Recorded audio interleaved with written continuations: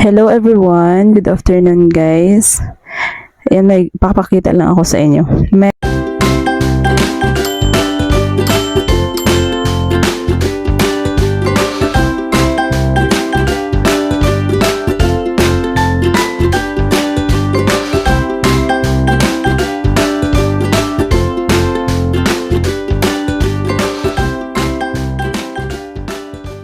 Merong masamang nangyari dito sa akin sa Pearl guys.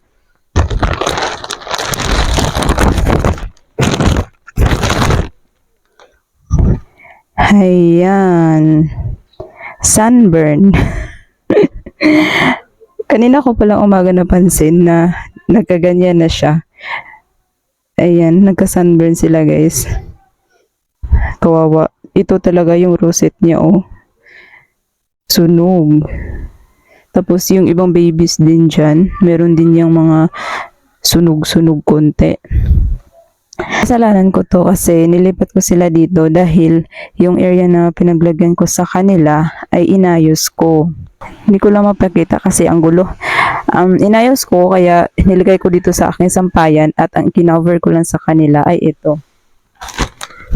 Yan lang yung ginawa kong pantakip. Tapos, ang tindi ng init guys, mga 5 days na to sila dito na nakasabit at sobrang mainit talaga. Kahit mahangin siya, napakainit pa rin. Ayan oh, nasisikatan sila ng araw up until 4 PM. Yan oh, kita nyo. Yan, ang init. So, dahil nagkaganyan na, ay ililipat ko na sila. Alisin ko na siguro itong rosette. Yung mga sunog-sunog pag totally na ano na sila na dry na. Ayan, hindi ko kasi ito siya na paano nasa protected area tapos bigla yung init. Kaya yun, hindi na siya na-acclimatize. Kaya ayan, nasunog. Puti nga ito si Robidona oh. Ayan, buti si Robidona, hindi masyadong napuruhan. Pero nag-ano siya guys, parang nag-close yung kanyang rosette dahil sa init. Pinoprotect na yung kanyang sarili. At saka ito si Madiba. Buti talaga guys, hindi sila nasunog. Na ano ko to nadiligan. Sayang guys kung nasunog to. Ayan, oh, meron pala sa ilalim. Grabe talaga ang init guys. Ngayon ko lang ito nakita na ganyan na siya. Ayan, sunog.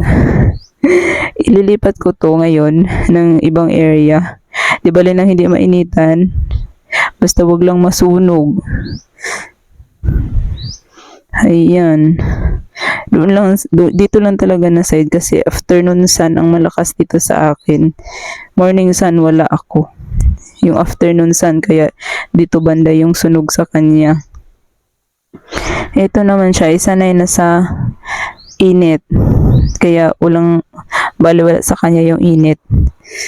Meron pa akong ipakita na isa. Kasalanan ko talaga yun guys. Yun parang hindi ko na yun kayang ayusin. Eto guys, eto yun. Naku, kanina, ngayon lang talaga. Ngayon ko lang to nakita. Ayun oh. Bleaching na ba ang tawag nito or sunburn? Grabe, yan oh. Hindi ko alam kung mabubuhay pa siya. Ito namang isang astronaut to ay wala namang nangyari sa kanya. Pero ito talaga guys, tunog na, wala na. Kawawa, nasira na yung beauty. Ito din guys, oh, yan, namuti yung gilid. Yan, sa init yan, dahil sa sobrang init. Kasi nilagay ko to sa shaded lang, tapos bigla kong nilagay doon sa naaarawan, tapos bigla din na grabe ang lakas ng init. Kaya ganyan na yung nangyari. Ayan, wala na. Hindi ko alam kung mabubuhay pa siya. Ito okay naman, at saka ito, at ito, buti na lang talaga. Pero ito siya, yung fluffy. Yan, sunog. Nilipat ko na ito sila sa shaded area pero hindi ko lang alam kung makakapag-recover pa yung mga may sunburn. Ayan guys. yung nangyayari sa ating mga gymno at saka astro. Meron pa palang isa dito kasi nakalagay ito sa protected area tapos bigla kong pinainitan, pinaarawan, kaya yan sunog din siya.